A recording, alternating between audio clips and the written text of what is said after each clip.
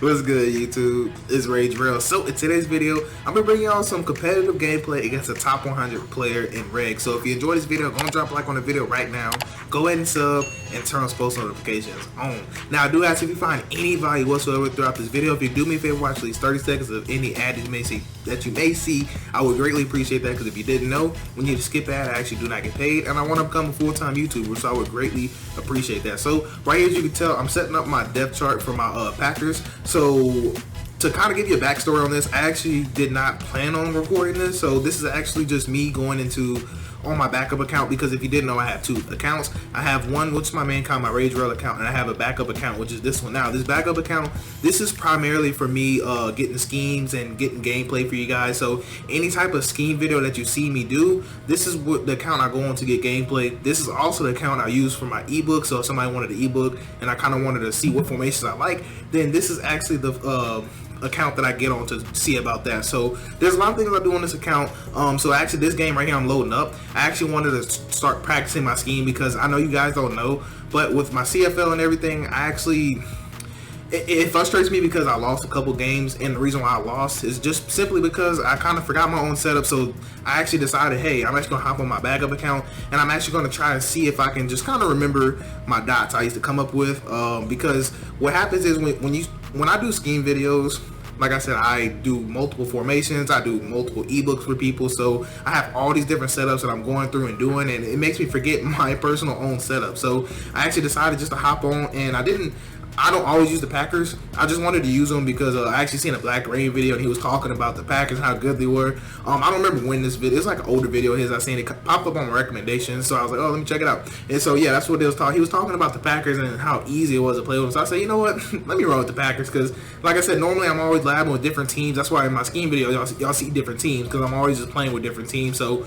I was not expecting this, and I recognized his name for some reason. I said, you know what, his name looks familiar. So that's why I said, you know what, let me actually get myself set up to record. So I went ahead and set up everything to be able to record it if it was comp. Like if it was somebody in the top 100, and if it would not have been, then I would have probably just deleted it, and y'all probably would have never seen this video. So now the reason that I chose to record this, like I said, is because I figured it was comp, which I was right. Like honestly, the thing that made me record this was offense. So when you're going to see here in a second, this is my offense, of course, but you're going to see his offense. His offense, honestly, like when you kind of watch this, you're going to be like, wow, really, he was really bagging him. But the thing that really caught my attention is the combos he had, the depth that his receivers were running at, the spacing that his receivers had. Like he did a lot of great things. So that's some things that I'm going to recognize. And look at that stick. Did y'all see that? Y'all see that little stick action? Come on now, stop playing with my stick. So right here, like I said, what you're gonna notice is that he's actually gonna start motioning over his tight end. You see how he motions over his tight end?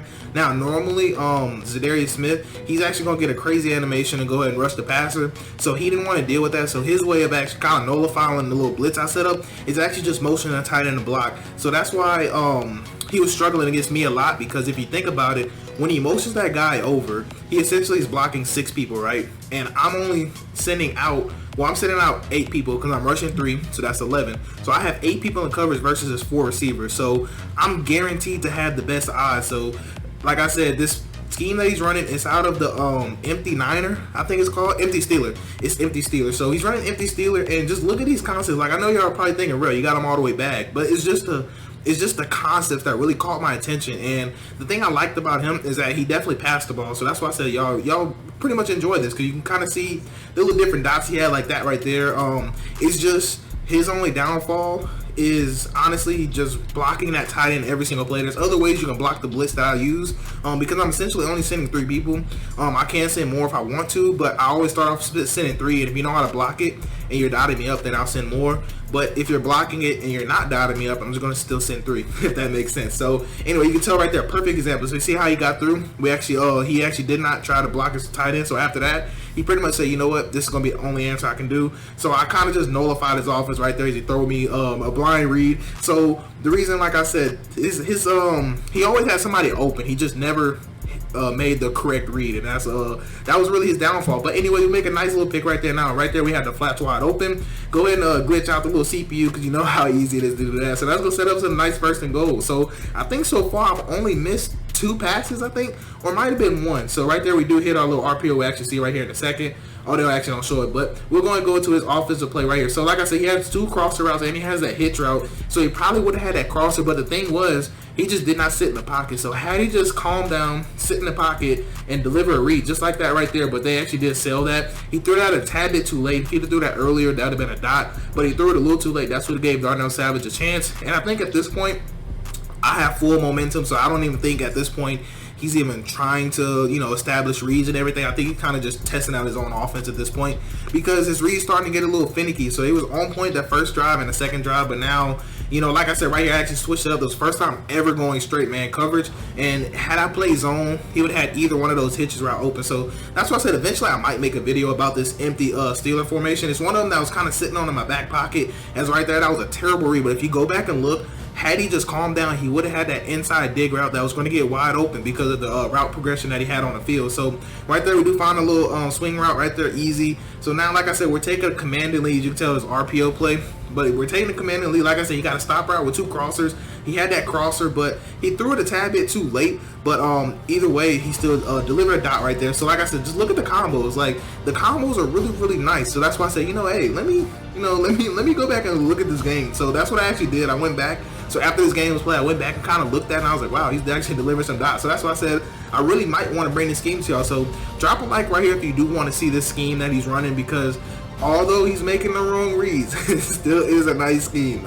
As right there, we get some crazy stick work right there. Can we go ahead and score? Can we outrun Lamar Jackson? Come on, Redman. Come on, Redman. There we go. So we're going to go and outrun him right there for the easy touchdown. So we're up 35-0. And like I said, I'm going to kind of show you how to run this offense where you don't have to motion over your tight end every time.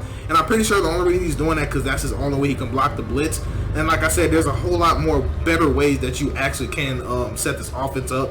You could fully utilize that tight end. He could have put him on a delay fade. Had he put him on a delay fade, honestly, that would have made this scheme really, really overrated, in my opinion. So right here, 4th and 3, like I said, a little crosser route. So he's just doing a good job attacking short, and he's attacking deep at the same time. It's just he's not taking those reads. It's right there. He was about to throw him one. So like I said, the reads are there. Like I said, right here we got a stop route with 2 pretty much. He got a crosser and a slant. He just threw the wrong one. If he'd just threw a stop route, he would have had that. Or had he waited on a crosser to get across the field, he would have had that as well. And his defense he was running was pretty unique. I believe it was out of big nickel over G. He was kind of running the strong SS blitz too, but he was setting it up in a way I've never seen nobody set up before. So like it's just he's a really unique player. So that's what really caught my attention, because I've actually played a couple of other top 100 players on this account. It's just that I didn't make a video on it. For one, I didn't know if that was something y'all want to see, and for 2, most of the times they were just kind of running some BS stuff. They were kind of just running the ball all the time, or just running like random plays. Like they didn't really have a true scheme. So this is why this person really stuck out to me, because when I kind of recognize somebody that has a good scheme, I kind of like to give them credit. And yes, this is honestly a good scheme, and that's why I said if I decide to do a mini scheme on the Steelers, an empty Steeler, then I will be sure to mention that I got inspiration. Now when I say inspiration, all I mean is that I got the idea to do the formation from this individual. That's pretty much what that means. It doesn't mean that, you know, I'm going to sit here and use every single setup that you see him use. No, that's not how it works. So I get in the lab and I try some setups, and then I go into game mode and I, you know, practice with those setups. And then that's where I get my gameplay from, is the ones that work, the setups that I like that worked against the user. Those will be the ones that I'll come out, you know, and display like, hey, this is the scheme. This is how I like to run it. This is the gameplay for it. So that's like the approach that I like to use. But anyways, kind of get back to what he's doing right here. So like I said, he's going to motion him over, and he actually put him on a route that time. So right there, he's going to throw the slant. Like I said, with him utilizing that tight end, it'll really just make this offense really, really explosive. So right here, like I said, he got the stop route with the crossers. So had he wanted to, he could have had that right side crosser, but he kind of liked to roll out the pocket. I think it's because he had Lamar Jackson. So I probably wouldn't use this scheme with Lamar Jackson, just because it's going to be so tempting to roll out the pocket. And when you roll out the pocket, you're kind of limiting your reads, because they don't really let you throw across body that much, even though you can on Mutt. So I think he might be more better suited for a Mutt concept, because you'll be able to throw them crazy passes with them abilities, and or if you got CFL where they kind of let you go crazy with the abilities like my CFL does. Is right there. He just, like I said, he just threw a bad read. Like had he just calmed down in the pocket, his reads were there. So right here we are on offense, and I actually wanted a shot play, but it wasn't there. So that's fine. So that's actually my what. So right now we're 17 for 19. So that was our second incompletion. We're in the 4th quarter, and I've been passing the ball pretty much every single play, and that was my second incompletion. So right there, we are going to go 18 for 20. Go ahead and motion them over right there. So we did have our slant if we wanted it. Didn't want it. Decided to take my out route. 19 for 21. So again, we're going to go ahead and motion them over. But now, had I waited, that was so dumb. I remember as soon as I threw it, I said, wow, why not I just wait? Because that would have been an easy touchdown with the way he was playing defense. So he was kind of just dropping random zones right there. Find a nice dot across the middle. So, I mean, our offense is literally hitting on all cylinders right now. So right there, I tried to sneak in the screen, didn't work, but that's cool because I wasn't worried about it. Decided to run the ball right here. We got a really fortunate animation right there to go and roll into the end zone. So now, like I said, it's 49-0. At this point, like I said, I think he's just trying out, seeing what he can do out of, different plays. But they all look the same. That's what I noticed. But they look the same, but they're different route concepts. So that's why I was really amazed. Like, when y'all understand, like, even though I was winning 49-0, I was still amazed with like the concepts he was putting together, because like I was just sitting there thinking like, probably against an average person, like he probably will drop the ball. Like if it's like me rushing 3 people and he's get to sends out 5 people, he probably is gonna dot my face off, because if it wasn't for him blocking 6 versus 3, I mean, he might have just beat me, honestly. Like, if we're being dead serious, like, because he literally passed the ball every play. And I have mad respect for that. Like, honestly, mad respect. Now, I'm not saying that you need to pass the ball every play. Of course, you should incorporate the run. So that's one drawback of him. But see right there, we did have 149 QBR, 22 for 24, 249, 5 touchdowns, and he had 7 interceptions, and he was 20 for 40, I believe it says. So, like I said right there, Duvernay had a great game for him. We also had a good game, and everybody just pretty much ate, man. And y'all get this question a lot when they say how balanced is it. I don't feel like this game balanced at all. But anyways, that's pretty much gonna wrap it up for this video. I'm gonna go ahead and show you that he was ranked 28 overall on top 100 at the time of us playing. So anyways, I hope you have a blessed day. I'm Murray Jarrell. Let's get to it. All right, right there, and I'm out.